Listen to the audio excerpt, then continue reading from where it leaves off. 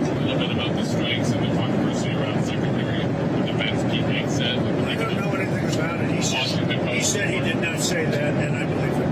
You don't know if there was the two men? The second strike to kill the two men. He said he didn't do it. He said he never said it. Would you be okay with that if he did? He said he didn't do it, so I don't have to make that decision. Just for clarity, on the Venezuela boat strike, if there were a second strike that killed wounded people, even in the first strike, are you thinking that would be legal? I don't know that happened. And Pete said he did not want them. He didn't even know what people were talking about. So we'll look into it. But no, I wouldn't have wanted not a second strike. The first strike was very lethal. It was fine. And if there were two people around, but Pete said that didn't happen. Does that make you? I have great confidence. Are you saying there's no second strike? I don't know. I'm going to find out about it. But Pete said he did not order the death of those two men. That right there is what it looks like when Donald Trump begins to realize that perhaps the juice isn't worth the squeeze, offering up little hints about Pete Hegseth's future by saying things like, I don't know anything about it, and I'm going to find out. I would say that Hegseth's job is in jeopardy, but he already knows that. So here's the background. On September 2nd, the U.S. military struck a boat off the coast of Trinidad, and after the first missile hit, 2 survivors were spotted clinging to the burning wreckage. Hegseth had given a verbal order to kill everybody, and so a special operations commander ordered a second strike to fulfill that directive. Those 2 people were then blown apart in the water. 11 people total were killed. So just to be clear about what we're talking about, the first missile disabled a boat and killed 9 people. Then, while 2 survivors were helpless and clinging onto the wreckage, unable to pose any threat whatsoever, the military fired a second missile to finish them off. Not to rescue them, not to detain them, to kill them, because those were Hegseth's orders. And now, Senators Roger Wicker and Jack Reed issued a joint statement vowing to conduct rigorous oversight on Caribbean strikes after the report surfaced that Hegseth ordered the military to kill everybody aboard the vessel. To be clear here, Roger Wicker is a Republican. He is the chairman of the Senate Armed Services Committee. And then another Republican senator, Rand Paul, posted onto Twitter, "It is not permitted under the laws and customs of honorable warfare to order that no quarter be given, to apply lethal force to those who surrender or who are injured, shipwrecked, or otherwise unable to fight." And it's not just in the Senate. In the House, Representative Mike Rogers, the Republican chair of the House Armed Services Committee, and Adam Smith, the top Democrat, said in a joint statement of their own that they're taking bipartisan action to gather a full accounting of the operation as well. In fact, here's Republican Congressman Mike Turner echoing that point.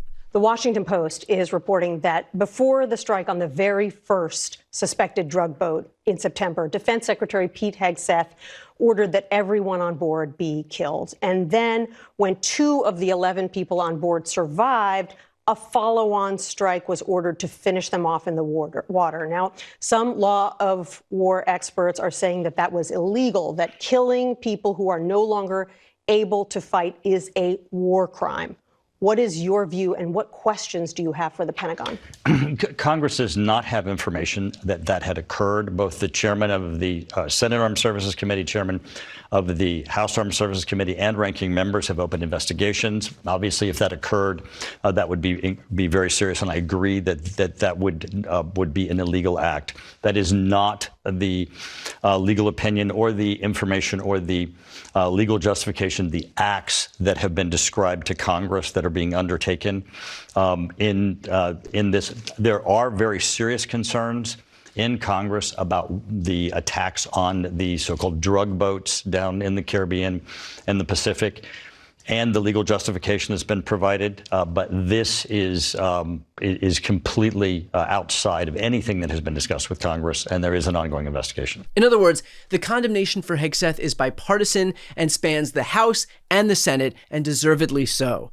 Now, Hegseth, for his part, has issued a response that's probably done him more harm than good. He wrote, "As usual, the fake news is delivering more fabricated, inflammatory, and derogatory reporting to discredit our incredible warriors fighting to protect the homeland. As we've said from the beginning and in every statement, these highly effective strikes are specifically intended to be lethal, kinetic strikes. The declared intent is to stop lethal drugs, destroy narco boats, and kill the narco terrorists who are poisoning the American people. Every trafficker we kill is affiliated with a designated terrorist organization. the Biden administration preferred the kid gloves approach, allowing millions of people, including dangerous cartels and unvetted Afghans, to flood our communities with drugs and violence. The Trump administration has sealed the border and gone on offense against narco-terrorists. Biden coddled terrorists, we kill them. Our current operations in the Caribbean are lawful under both U.S. and international law, with all actions in compliance with the law of armed conflict and approved by the best military and civilian lawyers up and down the chain of command. Our warriors in Southcom put their lives on the line every day to protect the homeland from narco-terrorists, and I will always have their back. All of which is a lot of words, and yet none of them is a denial of the issue at hand, which is that he is accused of committing a war crime by ordering a second strike against 2 defenseless survivors of the first attack. And that accusation is backed by experts. For example, the senior military lawyer at U.S. Southern Command, which oversees these operations, disagreed that the strikes are legal and was overruled. So the actual legal experts, the people whose job it is to know whether something is legal or not, are saying that this doesn't pass the smell test, but Hegseth is out there pretending like everything's fine. Another former military lawyer who advised special operations forces told the Washington Post that ordering the strikes when surviving crew members were no longer able to pose a threat would essentially be an order to show no quarter, which would be a war crime. A war crime. Those aren't my words. Those are a former military lawyer whose job is to know what is legal and what is not. And here's what really gets me about this whole thing.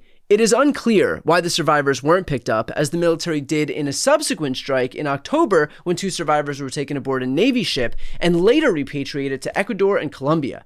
So they can rescue people. They have rescued people. But on September 2nd, instead of rescuing these 2 survivors, they killed them. Tell me, if this operation was so lawful and above board, why did they change their protocols after this incident to emphasize rescuing smugglers who survive? Oh, and in case you think I'm being unfair to Hegseth, consider this. There have been more than 20 airstrikes against vessels in the Caribbean and the Eastern Pacific, killing more than 80 people. And the administration has provided essentially zero evidence that these boats were actually carrying drugs or that the people on them were actually affiliated with terrorist organizations. We're just supposed to take their word for it, which shouldn't be a problem, considering this is a White House that's just a beacon of honesty and integrity. Now look, I want to be fair here. We don't have all the facts yet, which is precisely why the Senate and the House Armed Services Committees are investigating. But here's the thing. The reason that Republicans are only now finding their spine to push back on this administration is because they are starting to realize that defending potential war crimes is a political liability for them. When even Republican lawmakers are vowing publicly to investigate, you know the dam is starting to break. And if we know one thing about Donald Trump, it's that he will discard you the moment you become a political liability for him. And Pete Hegseth is heading dangerously close to exactly that territory. Before you go, if you enjoyed this content and you want to see more and support independent media, please subscribe to this channel. The subscribe button will be right here on the screen. But second, the reality is that we are now in a political environment where this administration can lean on any of the social media platforms to suppress certain voices if they don't like critical coverage. That means my longevity here is in the hands of a few tech billionaires who are already making it clear that they are willing to cater to this administration. To that end, signing up for my newsletter is a way for me to reach you directly if that ever becomes necessary. I'll put the link right here on the screen as well, so please sign up. It's free, but there's also an option to do a paid subscription if you'd like to support me and my team. I really appreciate it. Thanks so much for watching.